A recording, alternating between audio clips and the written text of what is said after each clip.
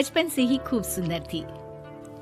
उसके लंबे लंबे घुघराले बाल से हमेशा उसका चेहरा ढका रहता। अरे भूतनी बनकर घूमती रहती है, चल तेरे बाल कटवा दूं। अच्छा, क्यों भला?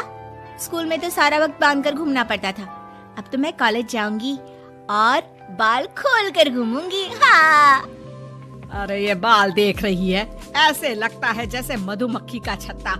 खैर, घने घने घुंघराले बालों से रायना सुंदर तो लगती, लेकिन उसे संभालना उसके लिए बड़ा काम था। माँ, अरे माँ, शैम्पू खत्म हो गया है। इस बार वो वाला लाना ना, जो घुंघराले बालों को और बाउंसी बनाता है। माँ ले आना, हाँ जरूर से। कल मेरा कॉलेज का पहला दिन है, मैं चाहती हूँ सब मुझे देखकर जले। अगले दिन रायना कॉलेज पहुँचती है, जहाँ एक लड़का उसे छेड़ते हुए कहता है, अरे लगता है चाउमीन में सोया सॉस कुछ ज्यादा ही गिर गया। अरे मुझे तो चेहरा दिख ही नहीं रहा। लड़कियां भी रायना का मजाक उड़ाती है। अरे यार, ये कंगना की कॉपी करके कौन आया है? लोकल कंगना, और कौन? रायना को सभी पर गुस्सा आता है, लेकिन वो कुछ नहीं कहती। स्कूल में तो बाल बंधे ही रहते थे, लेकिन कॉलेज में रायना एक लड़की से कहती है, हाय, मेरा नाम रायना है, मुझे आर्ट्स डिपार्टमेंट में जाना है। कहाँ से है रास्ता? अपने बाल हटाकर देखो, सामने ही बोर्ड लगा है। रायना को कॉलेज में भी दोस्त बनाने में दिक्कत आ रही थी। वो रोते रोते घर आ जाती है। माँ, मैं क्या करूं? आज तो सारा दिन लोगों ने न जाने क्या क्या बोलकर मेरा मजाक ही बना कर रख दिया। माँ प्लीज कुछ करो ना मेरे बालों का। मैंने तो पहले ही कहा था कटा दे, पर तू। अरे कटाने से क्या होगा, उल्टा जो थोड़े बांध कर ये इन्हें समेट सकती है ना, वो भी नहीं कर पाएगी। तो क्या मेरी कोई दोस्त नहीं बनेगी कॉलेज में, या मैं हमेशा लोगों के मजाक का ही शिकार होती रहूंगी? रायना जोर जोर से रोने लगती है। तभी उसका छोटा भाई आ जाता है और रायना के बालों के बीच एक पेंसिल छुपा देता है। तभी उसका दोस्त भी पीछे से आ जाता है। अरे ढूंढो ढूंढो, कहाँ है पेंसिल? मैं नहीं बताऊंगा। दोस्त काफी कोशिश करता है, लेकिन उसे पेंसिल नहीं मिलती।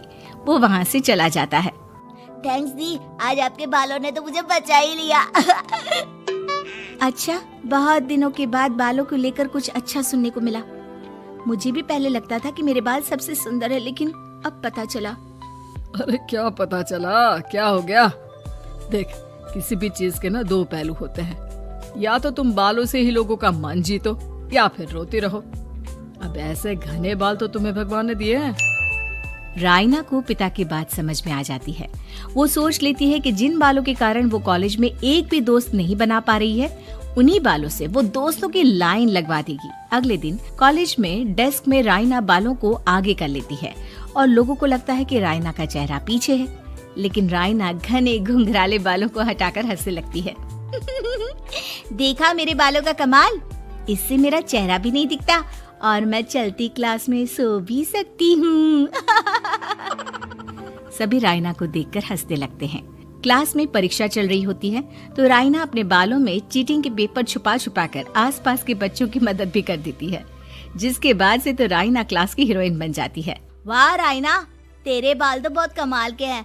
मैं तो इन्हीं के कारण पास हो गई। और पता है, मैं तो अपने काम का सामान रायना के बालों के बीच में ही फंसा देती हूँ। जैसे जैसे काम होता है वैसे वैसे इस्तेमाल करती हूँ। अब तो क्लास में हर कोई रायना के साथ बैठने की जिद करता। रायना में इसे लेकर घमंड आ जाता है। उसे लगता है कि वही क्लास की सबसे डिमांडिंग लड़की है। फिर एक दिन, मैं इस कॉलेज में नई नई आई हूँ, क्या आप मेरी दोस्त बनेंगी? मैं? ओह सॉरी, मैं इस क्लास की सबसे डिमांडिंग लड़की हूँ। हर कोई मेरे साथ ही रहना चाहता है। एक काम करो ना, वो पीछे की सीट दिख रही है, जाओ जाकर वहीं बैठ जाओ। लड़की को रायना की बात बहुत बुरी लगती है, लेकिन वो करती भी तो क्या, जाकर चुपचाप पीछे की सीट पर बैठ जाती है। तो आज का लेसन सबने याद किया है ना बराबर से? जितनी भी चीटिंग करने वाली लड़कियां थी, वो रायना के पीछे जाकर बैठ जाती है और जोर से चिल्लाती है, जी मैम, सब कुछ याद है, कहीं से भी पूछ लो, हम तो मास्टर हैं मास्टर। क्यों? ये बोलकर वो रायना के कंधे पर हाथ रख देती हैं। रायना भी खुश होती है कि कॉलेज की सबसे स्मार्ट लड़कियों का ग्रुप उसका दोस्त है। पीछे बैठी वो लड़की देखती है कि कैसे मैडम के सवाल लड़कियां रायना के सर को देखकर दे रही है। शाबाश, मुझे खुशी है कि तुम लोग इतनी अच्छी पढ़ाई करने लगी हो। मैं प्रिंसिपल से कहकर तुम लोगों की स्कॉलरशिप की बात करूंगी, जिससे तुम लोगों के माता पिता का पैसा जो फीस में लग रहा है वो बच जाए। सभी लड़कियां खुश हो जाती हैं। टीचर के जाने के बाद एक लड़की कहती है, गर्ल्स, अब हम लोग ना सिर्फ सबसे स्मार्ट बल्कि सबसे इंटेलिजेंट भी हो गए हैं।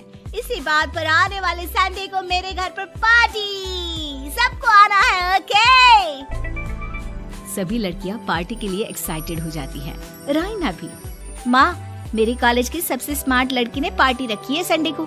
मैं भी वहाँ सबसे अच्छी दिखना चाहती हूँ, लेकिन ये बाल। घुंघराले बालों का तो कर भी क्या सकती है। तभी उन लोगों की नजर पार्लर के एक इश्तिहार पर पड़ती है जो 3000 रुपए में बाल स्ट्रेट कर रहा था।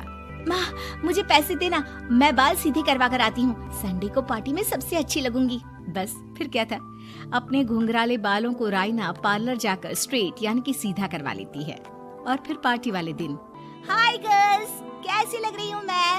ओह नो, शिट, ये क्या करवा लिया बालों का हाल? और जिसके घर पार्टी थी वो लड़की, अरे ये क्या करवा लिया? तुम्हें मालूम नहीं है, जिस बालों में चीटिंग रखकर हम लोग टीचर के अगर इम्प्रेशन जमाते थे, उन बालों को तुमने। अरे हमें तो स्कॉलरशिप भी मिलने वाला था, अब तुमने बाल सीधे करवा लिए। अब तुम हम लोगों के लिए किसी काम की नहीं हो।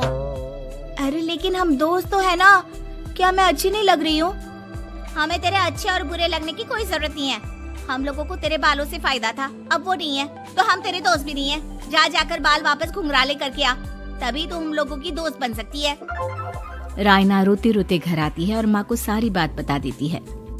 माँ, ला पैसे दे, मैं बाजार जाकर बाल ठीक करा के आती हूँ।